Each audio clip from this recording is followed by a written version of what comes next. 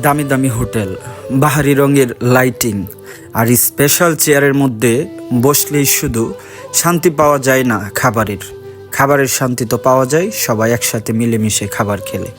আলহামদুলিল্লাহ, আমরা সেই সুবাদেই মেলায় গেছি। তবে মেলাতে যাওয়ার পরে সবারই একটা ইচ্ছা যে ছোটোবেলায় খালি দেখি যে এইভাবে পার্টিতে বসে অনেকেই খাবার খায়, এরকম একটা হোটেল। তবে অনেকের লজ্জা শরম থাকে, এই জন্য খাইতে পারে না। তবে ভাই, আমাদের কোনো লজ্জা শরম নয়, আমাদের ইচ্ছা শক্তিটাই আমরা প্রাধান্য দিই।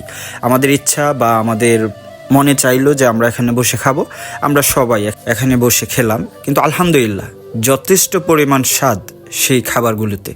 তবে হ্যাঁ, এখানে অনেকেই শর্মের বিষয় মনে করেন যার যার অবস্থান থেকে, কিন্তু আমি মনে করি যে শান্তি আছে। খাবার আল্লাহ তাআলার অনেক বড় নিয়ামত। খাবারের মাধ্যমে তিনি আমাদের উপর দয়া ও অনুগ্রহ করেন।